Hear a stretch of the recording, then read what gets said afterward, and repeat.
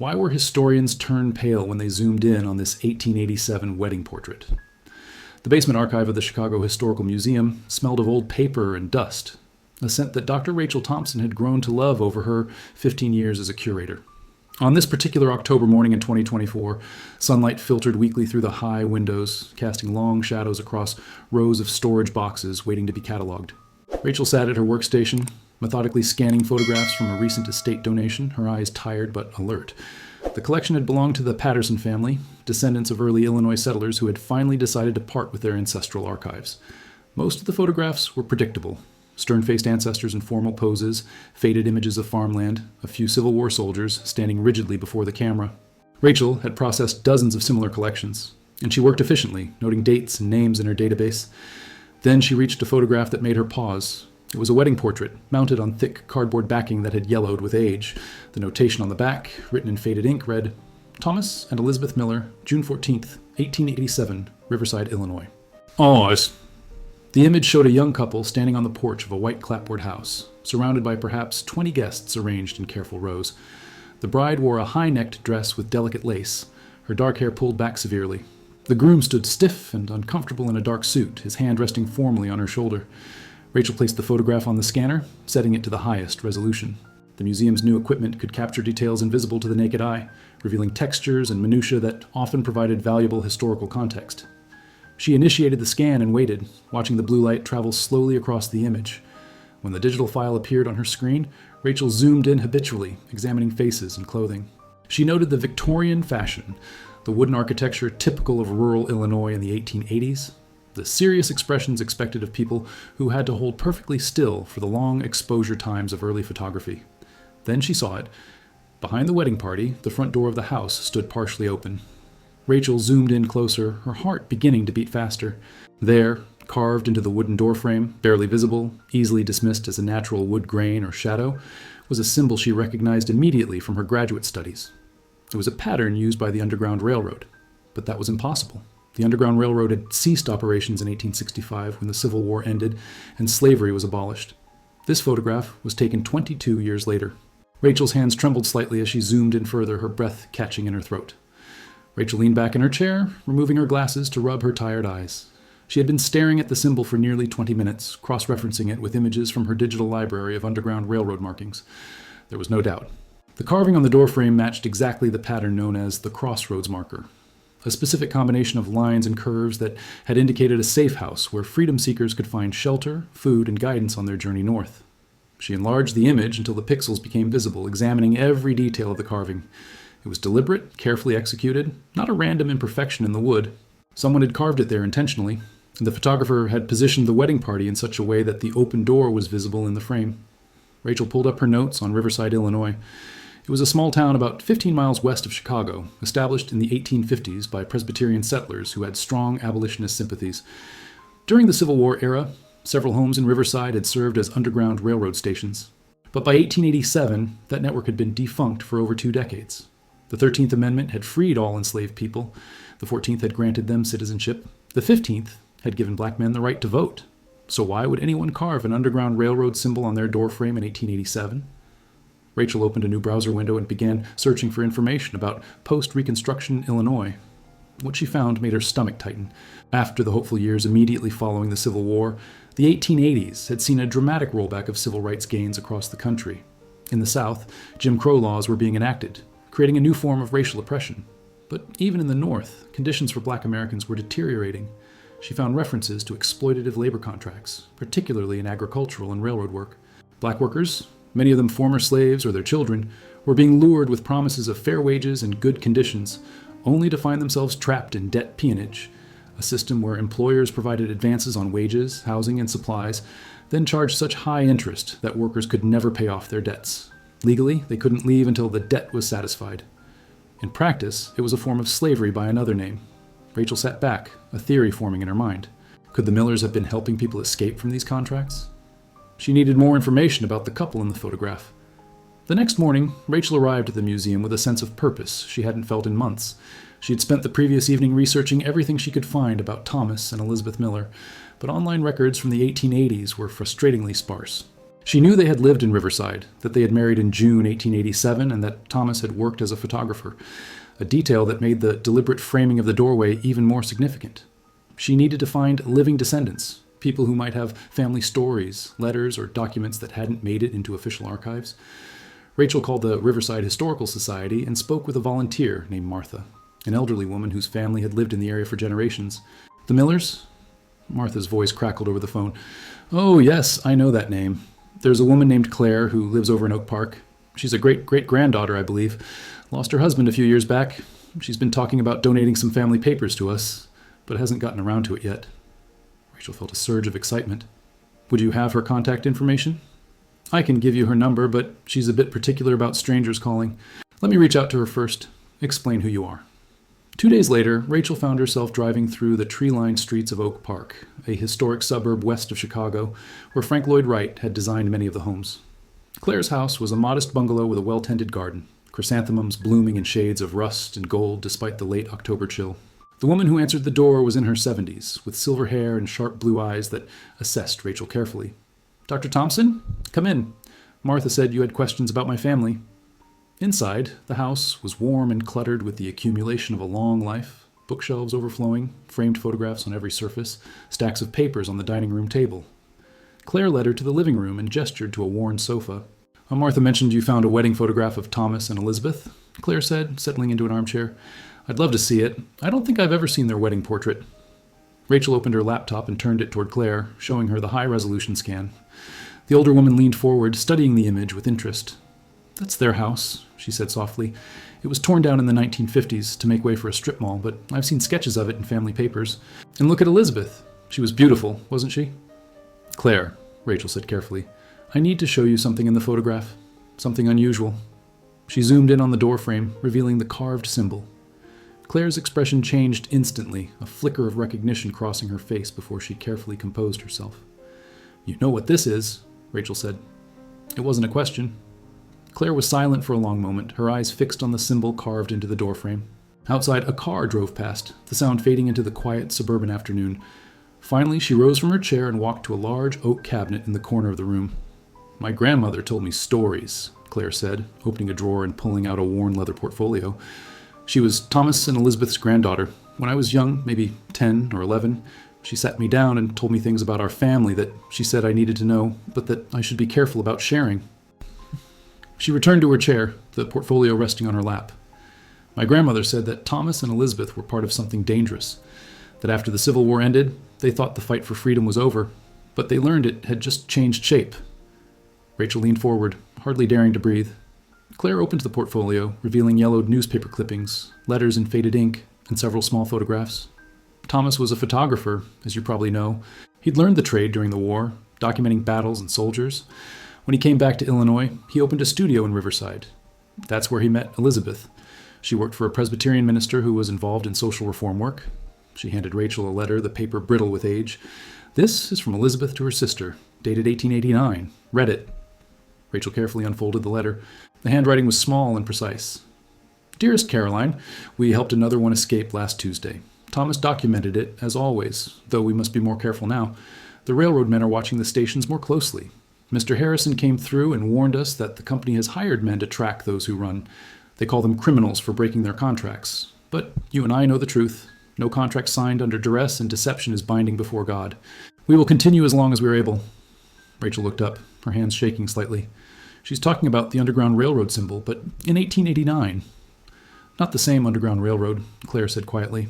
A new one that helped black workers escape from labor contracts that were really just slavery with legal paperwork.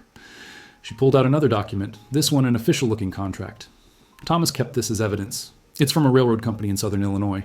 Look at the terms. Rachel examined the document. It outlined wages, housing, and a signing bonus, all seemingly reasonable. But the fine print revealed the trap. Workers were charged for housing, food, tools, and medical care at rates that exceeded their wages. The debt accumulated weekly. The contract stipulated that workers couldn't leave until all debts were paid in full, and that attempting to leave would result in arrest for theft and fraud. It was legal slavery, Rachel whispered. Over the next 2 hours, Claire shared everything her grandmother had told her, supplemented by the documents in the leather portfolio. Thomas and Elizabeth, had been part of a small network of activists in Illinois who helped workers escape these exploitative contracts. They provided safe houses, false papers, money for train tickets north to Wisconsin or Michigan where the contracts weren't enforceable, and connections to sympathetic employers who would hire them without asking questions. The carved symbol on the doorframe wasn't random nostalgia, it was a working signal. In the 1880s and 1890s, people who knew the old codes would recognize it as a marker of safety. Thomas, as a photographer, had deliberately included it in the wedding portrait as documentation, a way of preserving evidence of their work. But why take the risk of putting it in a photograph? Rachel asked. Anyone could see it. Claire smiled sadly. Look at the photograph again. Really look at it. How long did it take you to notice the symbol? Rachel considered this. She had the benefit of high-resolution digital scanning and specific knowledge of Underground Railroad markers. To a casual observer in 1887, or even in 2024, the carved pattern would be nearly invisible, just another detail in the wood grain of an old house. Thomas was careful, Claire continued. He positioned people so the door would be visible, but not obvious. The symbol is there for those who know how to look for it. It's hidden in plain sight. Rachel examined the other photographs Claire showed her. Formal portraits, family gatherings, street scenes from Riverside in the 1880s and 1890s. In several of them, she could now spot subtle details, a specific flower in a lapel, a hand positioned in an unusual way, background elements that seemed innocent but carried coded meaning. Thomas documented everything, Claire said. It was his way of ensuring that if he and Elizabeth were caught, there would be evidence of why they did what they did, and evidence of the system they were fighting against. Were they ever caught? Rachel asked.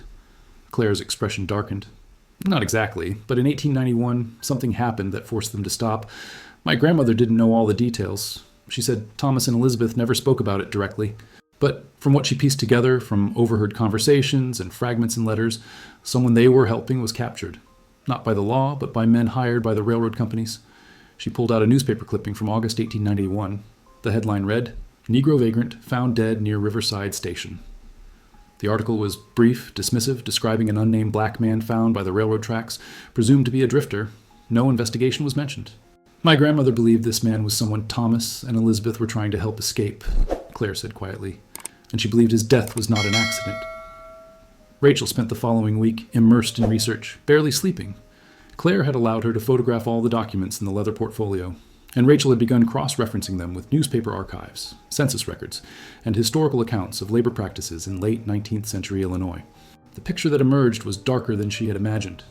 Between 1865 and 1900, thousands of black workers across the South and border states were trapped in a system that historians would later call debt peonage, or convict leasing. In the South, it was often enforced through explicitly racist laws. In the North, it took more subtle forms, predatory contracts, company stores with inflated prices, and legal systems that sided with employers over workers. Rachel found court records from Illinois in the 1880s, showing dozens of cases where black workers were sued for breach of contract and theft when they attempted to leave jobs where they were being exploited. The penalties were harsh: imprisonment, forced labor to pay off debts, or being returned to their employers under armed guard. What Thomas and Elizabeth had been doing was helping people escape the system, which meant they were, technically, helping people break legal contracts. If caught, they could have faced serious criminal charges, conspiracy, aiding fugitives, even theft, if they had provided money or resources to help people flee. Rachel knew she needed more than Claire's family stories and Thomas's photographs to prove this. She needed to find out what happened in 1891 and whether the death mentioned in that brief newspaper article was really connected to the Millers. She returned to the Riverside Historical Society, this time asking to see local newspapers from the summer and fall of 1891. Martha, the volunteer, helped her navigate the microfilm archives, and Rachel spent hours scrolling through grainy images of old newsprint. In late July, she found something. A small article buried on page 4 of the Riverside Gazette. Local photographer Thomas Miller has announced the temporary closure of his studio for personal reasons. Customers with pending orders are asked to contact Mr. Henry Wright at the Wright Photography Studio in Chicago for assistance. The timing was significant, just 2 weeks before the unnamed man was found dead near the railroad station. Rachel kept searching. In September, she found another brief mention. The residence of Mr. and Mrs. Thomas Miller on Oak Street was the site of a small fire last Tuesday evening. Damage was confined to the back porch and was quickly extinguished by neighbors. The cause is under investigation, though sources suggest it may have been caused by an overturned lamp. Rachel sat back, her mind racing. A convenient fire, just weeks after Thomas closed his studio and a man connected to them died. It didn't feel like coincidence. She needed to know more about that death. She drove to the Cook County Archives in Chicago, requesting death records from August 1891. After 2 days of searching, she found it, an official death certificate for John Doe, colored approximately 30 years of age. Cause of death, blunt force trauma to the head. The examining physician had noted, injuries consistent with fall from height or assault. No investigation mentioned, no follow-up, just another black man dead, his life and death barely worth recording. Rachel knew she was onto something significant, but she needed more evidence to connect all the pieces. She returned to Claire's house with copies of the newspaper articles and the death certificate. The older woman listened carefully as Rachel explained what she had found. I need to know if your grandmother ever mentioned specific names, Rachel said. The man who died? Did she know who he was? Claire was quiet for a long moment, her fingers tracing the edge of a photograph on her lap. She mentioned a name once, just once, and she made me promise never to repeat it. But I think it's time the truth came out. She took a deep breath. His name was Marcus. That's all I know, just Marcus. My grandmother said he was young, maybe 25. He had been working on a railroad line being built through southern Illinois. The company had recruited him and about 30 other black men from Mississippi, promising good wages and fair treatment. What happened? Rachel asked gently.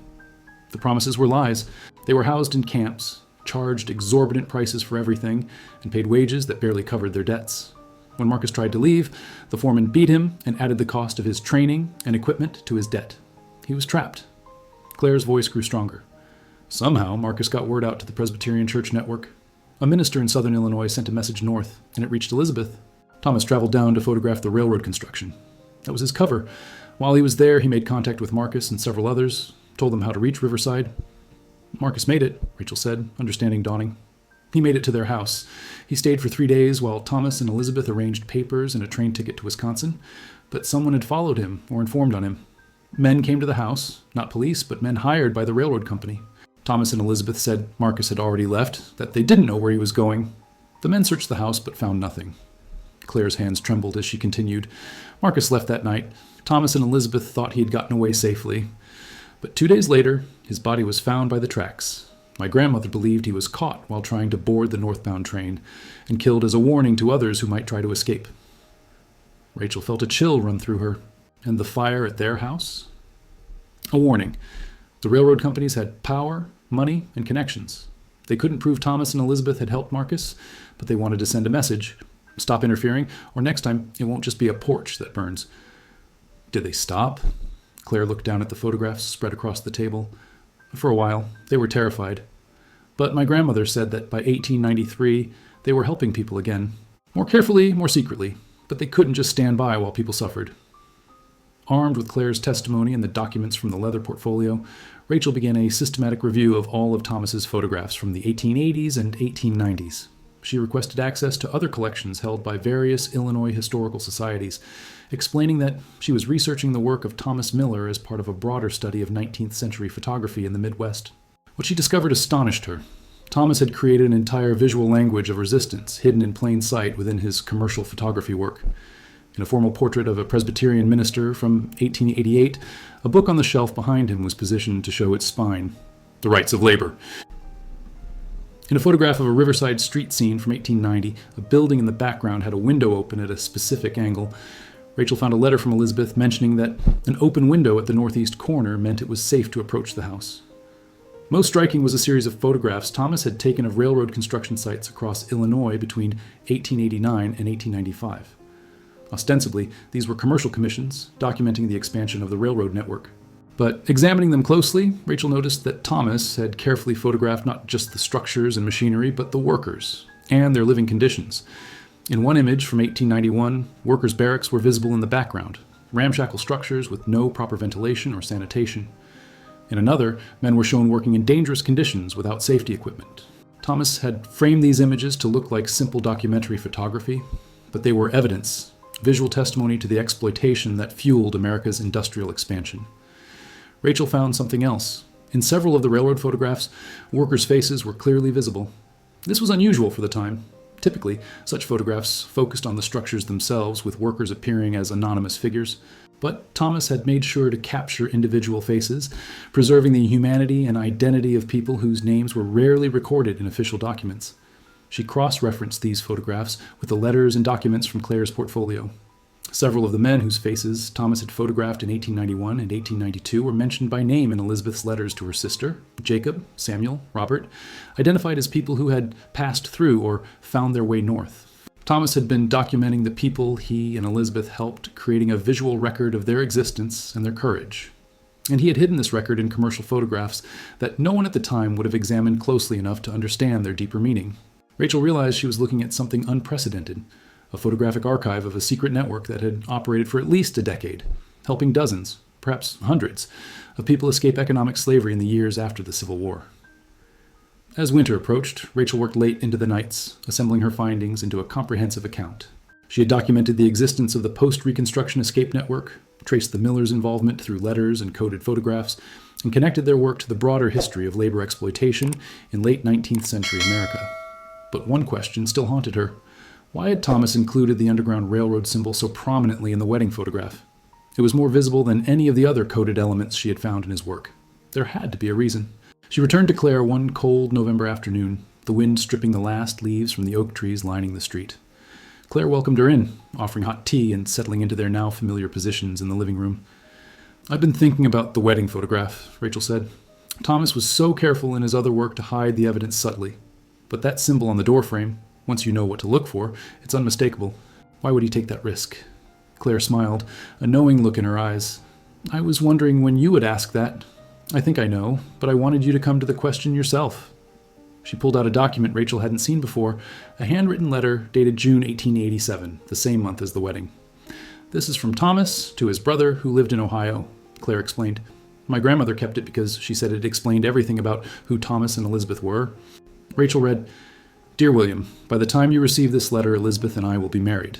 I know you have expressed concerns about the work we do, the risks we take, but I want you to understand, this marriage is not just a union of two people who love each other. It is a declaration of principle.